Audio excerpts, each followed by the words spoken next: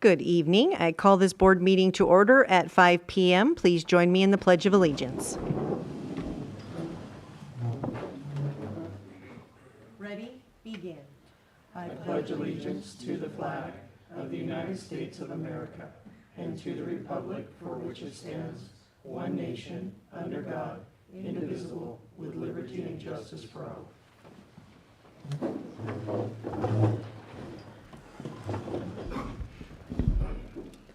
All right. Roll call. Let the record reflect that all directors are present. Moving on to approval of the agenda. Are there any changes to the agenda? There are no changes to the agenda tonight. I'll move the agenda. I'll second.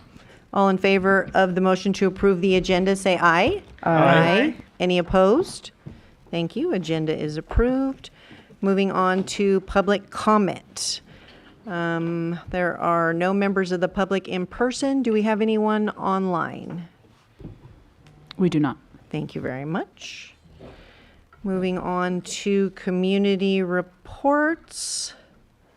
I have no one in person. And is that Sam? SJS. Good evening, Sam. Good evening. Thank you so much. Quick apology. I'm having a little technical issue, so I'm gonna have to go no video today. So yeah, those are my initials there. Sorry about that.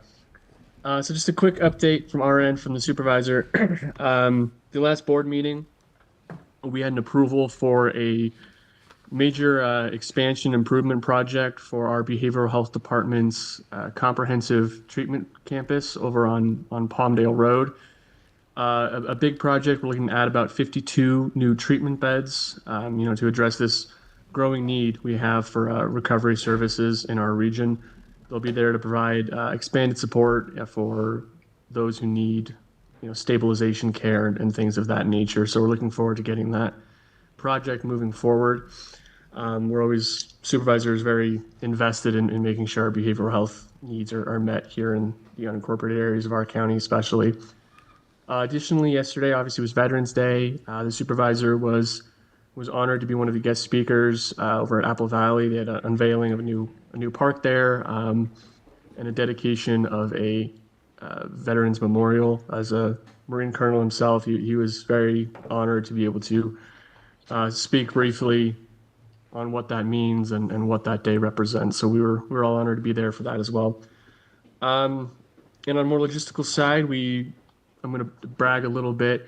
For San Bernardino County recently, there was the NACO Awards, the National Association of County Awards, which is held annually. And our county, once again, came out with the most awards of any county in the country. So we're very excited. I think it was something about 250 or so awards recognizing achievement from nearly every one of our county departments, including one from our office for our communications advisor who had a great work done in some of our projects. So we're very excited. Just further proof of the good work we're trying to do here at the county and especially here at the supervisor's office. That's most what I have for you. I'd be happy to take any questions. And again, apologize you're not able to look at me today. No problem. Any questions for Sam? No? All right. Thank you so much, sir. I'd say good to see you, but it's the thought that counts. that's right. All right. All right. And then now I see that we have some representatives from the fire department. How you doing? I'm Brent Cannon. I'm filling in for Chief James today. I'm one of our captains at Station 10. So calls for the month from October 1st to the 31st. We had one vegetation fire, 2 vehicle fires, and then other fires 6, which could be refuse fires, encampments. Investigation and alarms, we had 4. Hazmats, we had 1. Medical aids, we had 54.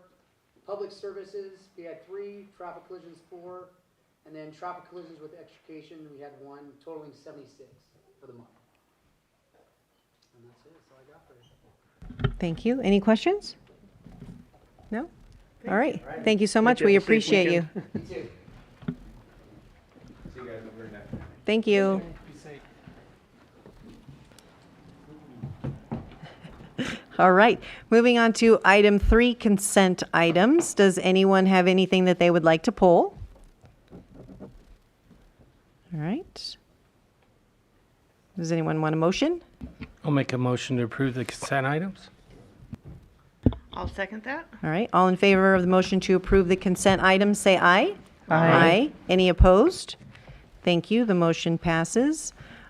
Just a quick note, for every meeting, we wanted to have that chart at the end of consent items or disbursements showing all of the totals for the directors. So can we make sure we, Yes, I'm not sure how that got lost because this is a regular meeting. I was thinking it got pushed back, but yes. oh, okay, Okay. Every meeting. Every Not meeting. just once a month. Okay. yeah. Thank you. All right, moving on to 4, no matters removed from consent items. So we will move on to agenda item 5, presentations and appointments. We have a presentation tonight from Rojas Public Affairs.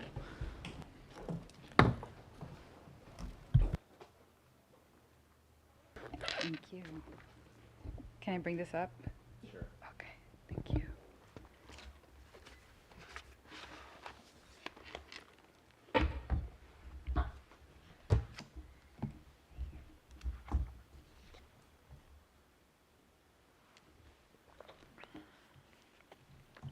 Is the presentation, Dawn, do you mind putting the PDF? I don't know how to do it, sorry. Share the screen.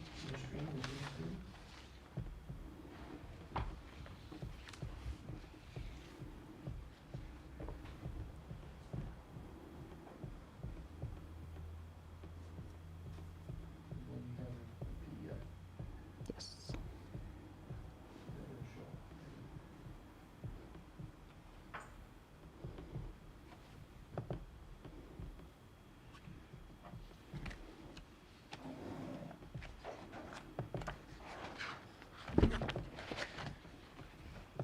They have it in front of them if you oh, can't do okay. it. Okay, thank you. Good evening, everyone. Thank you for having us.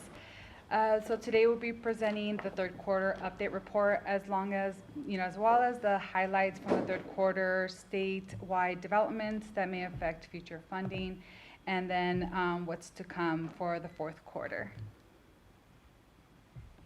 Next slide. So we are now in the 2025-2026 budget and early implementations of the budget, and the legislature is out of session. Even though it's in the formal adjournment, it's in the session of the 2 years term. It's kind of hard to follow through, but there's still work to be done right up in the Capitol, and they're working on budget, business carryover, budget and trailer bills, and special session. So they'll be back on January 5th. The state, as you know, allocated $3.3 billion to Proposition 4. We were hoping to have these grants open by November or October of this year, but unfortunately they've been pushed back to early January 2026. Proposition 4 did not get an exemption of an APA, which the APA is the Administrative Procedure Act, which governs how the agencies adopt rules and guidelines. So with that, they now that they have to do a formal rulemaking process, which includes public notice, comment periods, and legal reviews, it has pushed back the whole grant process 3 to 6 months. There's going to be 2 ways to try to get funding for Prop 4, and that's going to be through our state representatives or through the grant process. There's going to be over 400 grant programs across agencies. CRNA is distributing those programs, and we'll be looking at them and sharing them as they get released. Now, key updates. The November 4, as you know, we all voted, and the vote went through and approved Proposition 50, but shortly, almost immediately, there was a federal lawsuit. So now that is on standby until they can navigate how they're going to go. We're just going to keep reviewing. That will, possibly change who your members are, and then we'll just pretty much just gear onto the strategy to the new members if you guys get new representation through your state and federal agencies. So the advocacy plan will stay the same, but we'll just pivot depending if that changes. Late November, preliminary discussions for 2026-2027 begins. It's almost how quick one starts and they're already planning for the next coming year. And then the Department of Finance releases the updated revenue in December to give the governor projections for his release in January. Next slide. So we've continued productive outreach across our client base, particularly around Prop 4. We want to make sure that districts like Phelan Piñon Hills have visibility and access once the funding portals open. So we did submit a coalition letter urging the state legislators to take prompt action, making sure that Prop 4 is mindful with the resources allocated to small cities and special districts. On top of that, we are also pushing legislation to possibly do a trailer bill and or what they say, budget cleanup, and make the Prop 4 APA exempt. It's kind of an uphill battle with that, but a lot of the agencies are also on board with that, but it's up to agencies like this district to really push that as well. So that's why we, as RPA, did the coalition letter. Next slide. So activities during the third quarter, we did meet with staff from both Senator Schiff and Senator Padilla's office. We really wanted to see where our submission stood and how we can improve it for this coming year. And the feedback we got from them is that the project was a really good eligible project, and what was the deciding factor that both offices really led through is they went with projects that are already selected the prior year. Since they were selected and the bill wasn't signed, unfortunately, they did that to kind of make up for them not getting the year prior. I did ask them if that happens again this year. They're like, we're not going to roll it over one more year. But we did submit and for the earmark through the senators and or the staff to get their feedback, and then if any way we can improve on those projects. We also, it's funny, Sam was on here. I just sent him a follow-up email. We also sent to Supervisor Cook's staff, Sam, the submission of $450,000 for the discretionary fund that the supervisor receives yearly to go towards the electrical panels. So we're just going to continue, discussing with their office and see if they need any more information from us as they're selecting their projects for the year. And we also worked with staff, and we created a one-pager of the district's revenue, and we provided that to all your 3 state representatives. The purpose of this one-pager is to educate and let them know, and I mean, a lot of staff and members are not fully aware on how special districts are funded and the limitations that you have. So we wanted to make sure it was all easy to read, easy to understand, so they can really see why the need is there and why the asks through the states for projects as well. Next slide. So what's next for state and federal? We did meet and we had a successful meeting with staff to kick off our 2026 priority year. We spoke about 3 new projects, well, 2 new projects, 1 big new projects and the 2 projects that we're going to submit again or ask for funding. The $1.5 million for the new SCADA system, 1.5 million for, 1.3 million for the parks phase 1, and the 300,000 fire, the heli tank or heli hydrant that we've asked in the prior years. What's great about the projects that we're going to move forward, they also align with Prop 4. So not only will they be asked, we'll be seeking funding through member requests, we'll also be asking for funding through Prop 4 because, as I mentioned, the legislative will be able to push funding through the budget with Prop 4 money. And as we, I'll go, I'm sorry, I'm getting ahead of myself.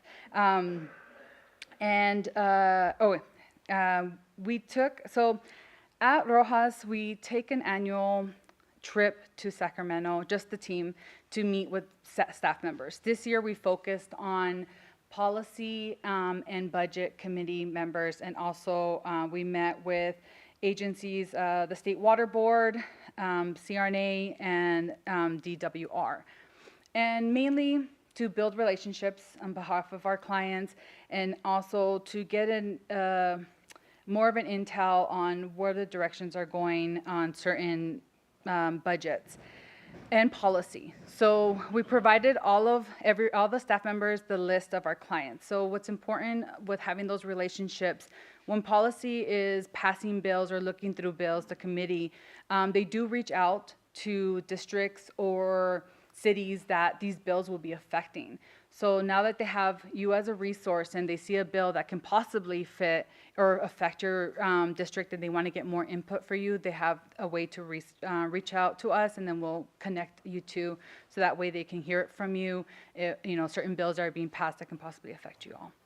And as we were there, we also learned that those staff members actually also come to districts. So we're looking in ways to team up with CSDA and kind of see how those staff members can come and see special districts, especially Phelan, and see, or, being that we also represent Hesperia, we can combine them because it's so close. So we're trying to be creative ways on how we can show them the high desert and different needs here, and the staff as well. With speaking to the staff, it's interesting to hear from them that, they receive bills, they're looking at paper and words and numbers, but when they actually go to the site, it really does affect them and have a better understanding on what is being passed.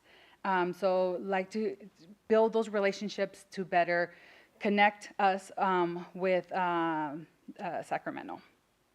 And in November, so we did submit, again, because we knew we were going to probably submit for the electrical panels for them to look over to see if there's anything we need to change. I'll be working with staff to get all the information that we need for the new projects, so we can also submit that this in the next coming weeks to staff to get a better projection on how we can present the projects once the earmarks open up around March. So in December, we start preparing member requests and letters, and we'll start preparing support letters. Just so that when we start having those meetings in January, we provide the member request letters, the one-pagers for the Prop 4, and then we also ask for support letters on the projects that we'll be submitting on earmarks. Since we are already going to have an idea of what projects we're submitting for, that's going to be ready, and we won't be asking the same week that everybody's asking when the portal's open for the earmarks. Next page. Oh yeah, oh, that was fast.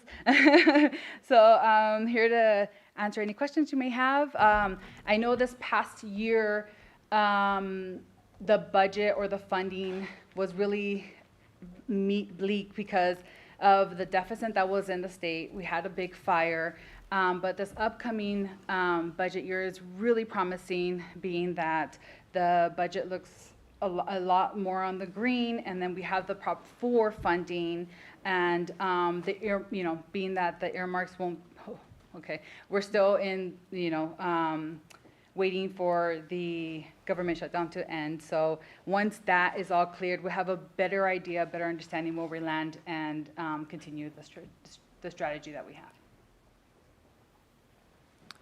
All right, thank you very much. Any questions? I attempted to email all 3 of the state legislators. I only heard back from one of them trying to set up a meeting. Maybe I'll reach out to you to get correct emails from them so I can Sure. reach out to them as well. 'Cause I tried to, and they bounced back. Their emails pattern isn't the same as others, and yeah, it was a little bit of a hiccup. So if you're trying to get the member themselves, is the best way to get to their, either the scheduler or their chief of staff. So, yeah. I'll email you. Yeah, I Yeah. emailed you, so go ahead and I'll respond back to me. respond back to you, and then we'll continue the conversation that way. Because I think I'd like to have them come out, and I think if they saw us, they'd have a lot better understanding of what we're doing. Absolutely. We try to have them come out. We did reach out to them. But I feel that because I believe Carrillo was trying to have a public forum, and I believe is Assemblymember Habiri and Carrillo, and they didn't get back to us with that one. I don't think it ever happened.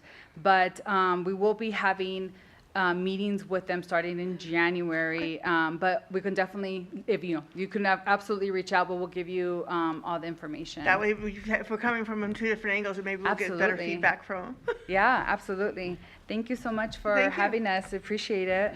Thank you for the presentation. Thank you. Thank you.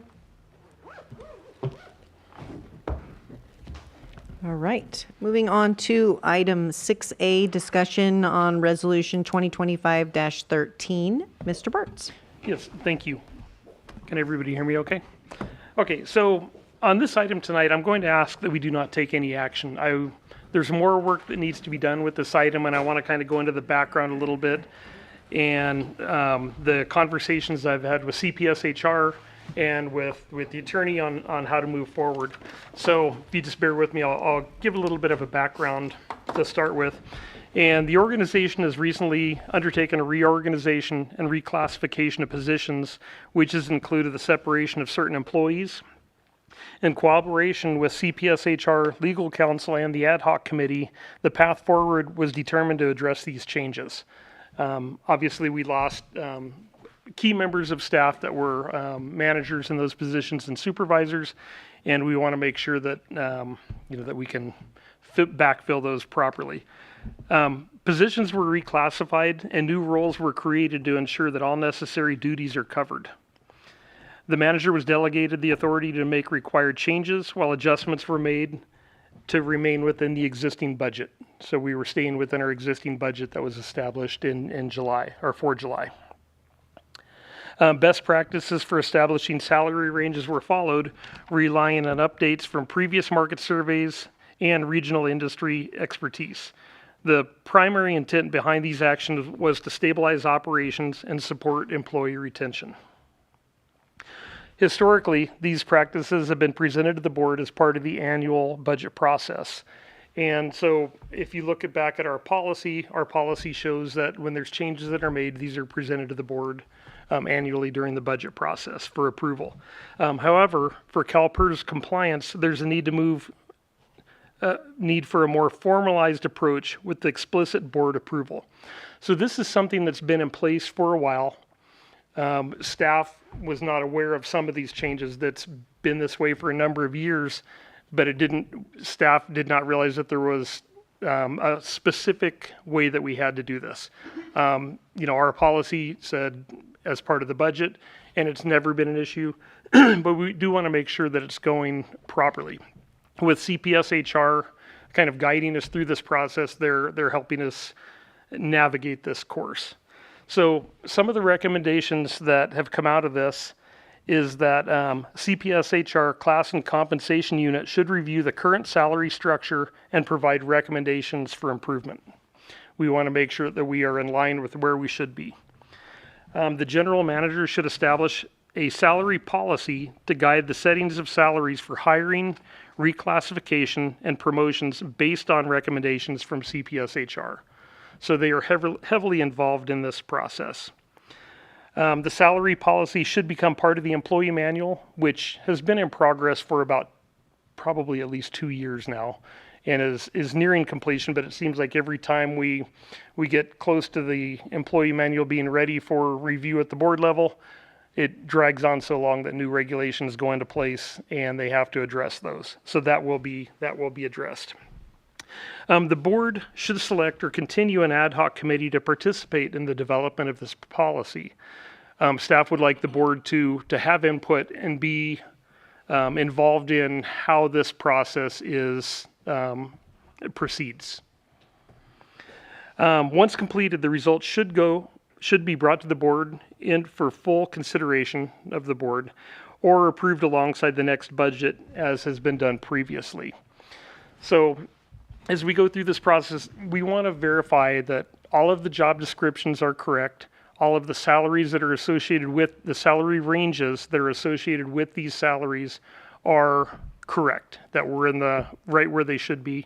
And that's where the class and compensation study will make sure that they're within where they should be.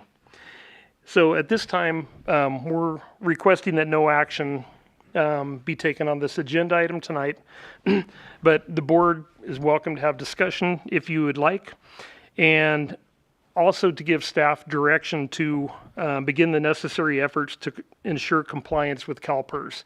So we have a couple of different competing things. One is our internal policies, and then the CalPERS policy, where we want to be presenting the information to CalPERS for their acceptance. They don't dictate what that looks like, but it has to be presented to them. So when retirement time comes for employees, you don't have what would years past, they had like a golden parachute to where they weren't aware of it. It wasn't in their salary range, but they just received this big bonus for the last couple of years and padded their retirement. So we want to make sure that we steer clear of all of that and do this the proper way to protect the board, the staff, so the staff understands where they're going, what the process is, and that's why we would like that put into the employee manual. So anybody can look at that. We've made great strides providing information to the employees for healthcare. Coming up, it went over very well. They actually have an online portal they can go to now and look at the benefits. There's benefits that employees did not even know they were entitled to that came out in this last go around with the insurance. So with that, I would like to have a little bit more time to address this. It's for that kind of a study, it's probably going to be over a period of a couple of months. It's just not an overnight thing. But staff would be looking for direction to continue down that path, and also to consider either appointing a new subcommittee. I know we've got board reorganization coming up in December, or to continue with the existing as is. Okay. Start with questions, comments? I was just going to comment that I do believe there's a lot of work that needs to be done, and you just acknowledge that. So I'm happy with that. I read through the packet, and I'm like, well, what was all the backup information and everything else that goes with it? So I'm very happy that you're going to follow up with all of that. Yeah, thank you. There was a urgency for a short period of time with CPSHR. When we did a little bit more research on the information, we were able to talk to them and explain where we're coming from, and they concurred that they think we're headed down the right path to do this correctly. Okay. I agree that adding the time to get it done right is always the best policy. Okay. Questions, comments on this side? No? Okay. Yeah, I agreed, Chuck, that I was looking for some additional information in the packet before it was brought to my attention that we were just going to do discussion. So I agree with that. I did tell Dawn that I'd like to see the information from CPSHR and their recommendations and stuff. So happy to hear that. We do currently have I don't know what we're calling it, a personnel ad hoc committee, which is Chuck and Greg. Would you like to continue in that position? I know that we would like to get this done in a timely manner, so we want to make sure that availability is there for staff to be able to reach out to you and, get this done quickly, so.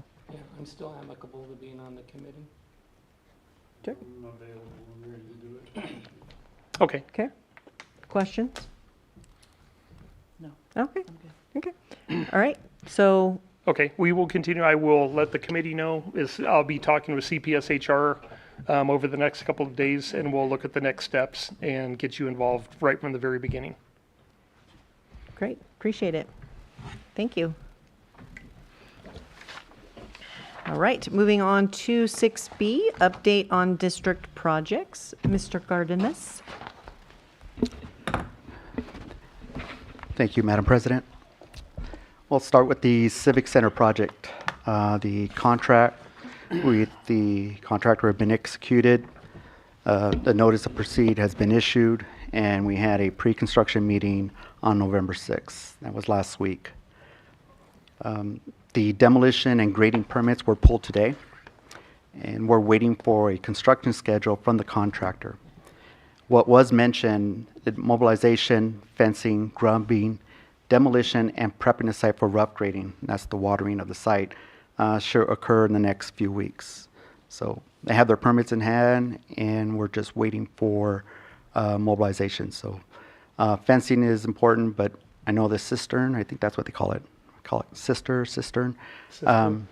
Cistern, the tank that's out there on Sheep Creek Road is, it's talked about when they're going to knock that down over. So it's part of the project. I guess we'll hear word when that's going to be happening there. So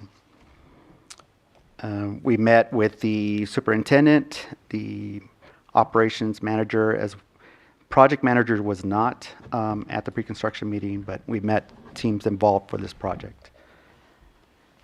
Any questions on the Civic Center project?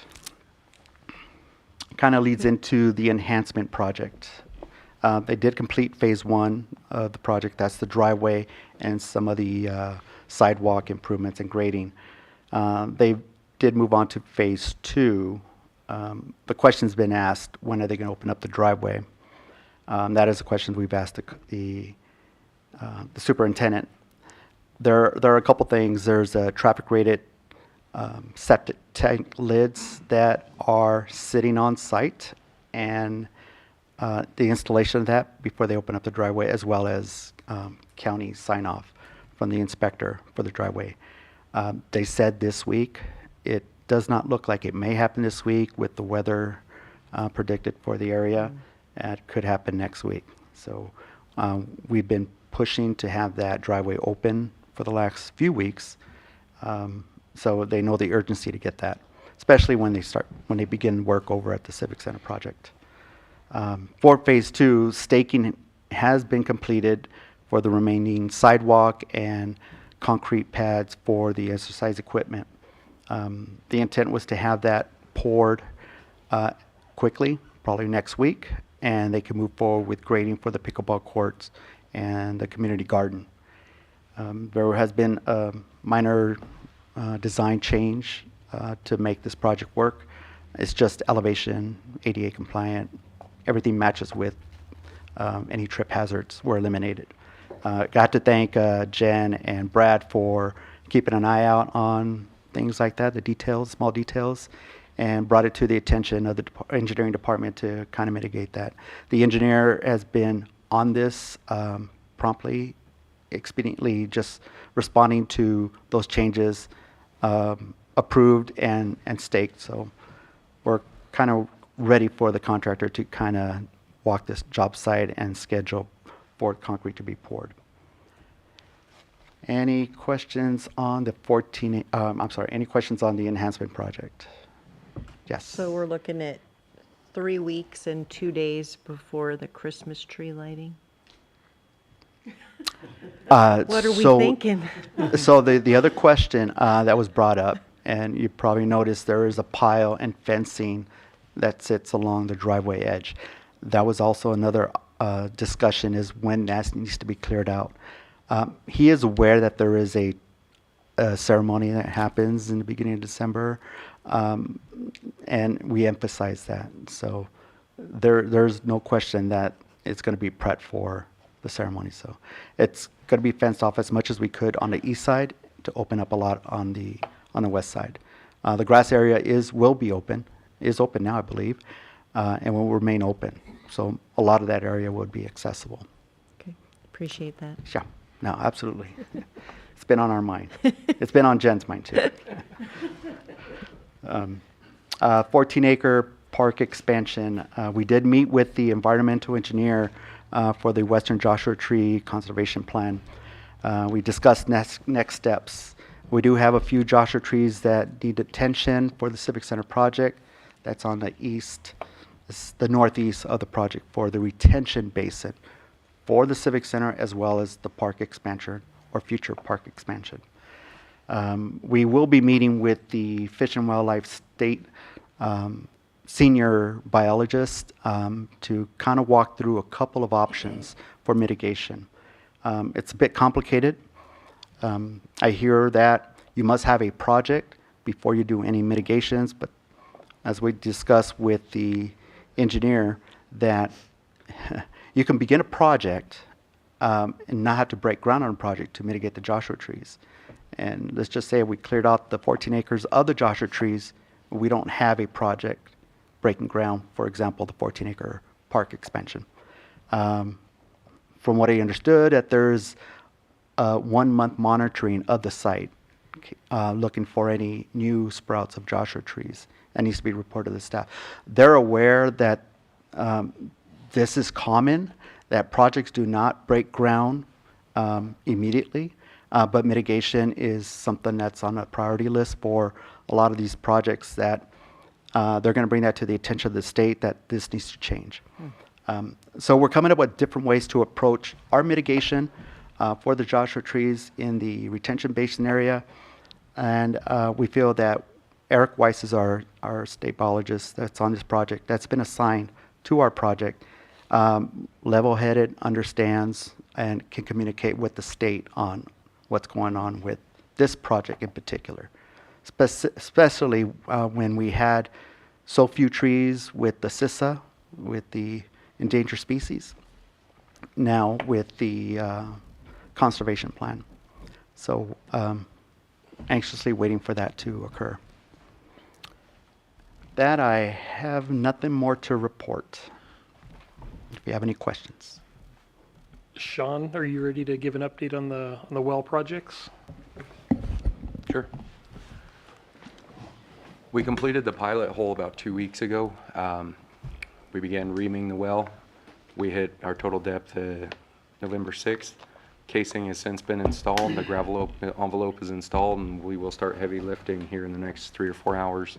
That means as we lift those heavy solids and fines, we'll be introducing a clay dispersing polymer sometime in the next 2 days. Help break up some of that bentonite or driller's mud, driller's gel.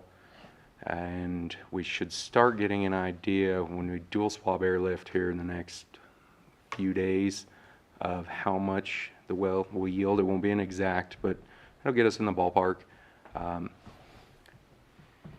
We will line swab for as long as it takes, usually a week or two. Once we do that, we have a pretty good idea what the well's yielding. That rig will start to tear down. That rig will start heading over to well 18, and we'll begin setting a test pump, and that's really when we get a definitive on depth, quantity, and quality. We have contacted them, our driller, and specified we will be spinner logging and discrete sampling at intervals determined by virtue of that spinner log test. So here in the next few weeks, we should have a pretty good idea of what well 16 is going to yield. Has everybody been out to watch the well being drilled? If you haven't, you need to witness this. It's pretty intense. And they work round the clock. Once they start with this, they do not stop. I highly recommend going on the tour. It was really worth it. It informed me a lot of what's going on. I understood a lot more afterwards. Okay. Sorry. Was looking at my notes. All right. Let's see. Moving on to item 7, committee reports. Engineering, we haven't met since the last time we reported on that, right? Finance? I believe the last time we met was September 17th, and we're scheduled to meet October 24th. Okay. Legislative? We meet next month. All right. Park and Rec? Tomorrow. Waste and Recycling? And we're scheduled to meet on December 16th. Perfect, thank you.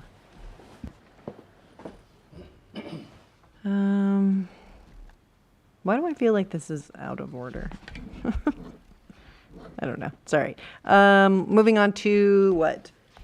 Oh, yeah. Staff and general managers report. Anything to add? Yep, I have nothing to add tonight. All right. Moving on to directors' reports. Director Schneider? I have nothing to report, thank you. All right. Director Mills? I have nothing to report, except on the Finance Committee, wasn't it moved to November? Do you know? It's, Oh, I said October? it's November 18th. I'm sorry, so was it the 18th? Yes. November 18th. Okay, I just want to make sure I'll be there. Thank you, that's it. That's very important. Good Sorry. thing someone's paying attention. Vice President Phillips? I did 3 webinars that are listed there. I highly recommend doing them. I have a better understanding of what LAFCO is and what they do. But prior to, I can completely wrap my head around what they were doing and how they're related to what the district does. And the other 2 are more refining of my knowledge of how to be on the board. Thank you. Director Hayes? I just want to say I like the layout of the new parks report in here and all the information in there. That's great. And that's it. Thank you. Thank you.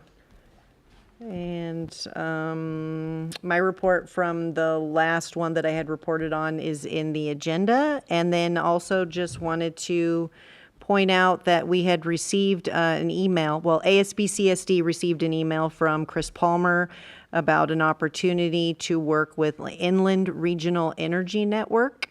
And we will hopefully be getting more information on that to share. Perhaps they will present at one of the dinners, so we can have some more information on that. And that's it for me. So the district recently entered into a partnership with SoCal REN, which is an energy coalition emphasizing efficiency. And SoCal REN has actually done a comprehensive analysis, kind of a holistic energy audit and analysis of the district. We have 8 applications pending for well and booster work based solely upon efficiencies. They've committed to funding at least half of our pump and booster efficiency testing for the coming fiscal, as well as potentially, and it's not guaranteed, but our applications are submitted for, it worked out to about $300,000 worth of pump and booster work. We are not contractually bound. In the Inland Energy Coalition is another very similar based. We could explore that. I know they heavily frown upon competing. SoCal REN is funded through Southern California Edison, so it's already built into our current rates. We would have to look at the other agencies' terms and rules and regs. Sure. Okay. Appreciate that. Thank you. All right. Item 10, correspondence and information. Yes, there's a number of items in the packet, including an upcoming solid waste event that's occurring, as well as some conservation information and some park events that are coming up. Perfect. Thank you. Let's see. Item 11, a review of action items. Were there any prior meeting action items? All prior meeting action items have been completed. Thank you. And current meeting action items? To bring back the salary schedule as part of a larger package. All right. And then we move on to setting agenda for next meeting. So our regularly scheduled board meeting would be December 10th. However, we do need to have a special meeting on December 16th to accommodate the auditor. So thoughts on, is there enough information to need both or just the 16th? Yep, my recommendation would be the 16th, and that board meeting would typically be the one where the board reorganizes president and vice president and committees. Okay. But we could easily do that in the same meeting. Is everybody okay with that? 10th to the 16th? Yeah, so we don't do the 10th, we just do the 16th, which we have to for the auditor anyway, and then we just do regular business on that day. we're able to do all regular business on the one, I say might combine them unless we absolutely need to have one Yeah, earlier. if something comes up that's urgent where we need to address it prior to that, we will reschedule the meeting. Okay. Anybody have anything else that they wanted to add to the agenda? Okay. All right. So with that, with no further business, we will adjourn at 5:47 PM.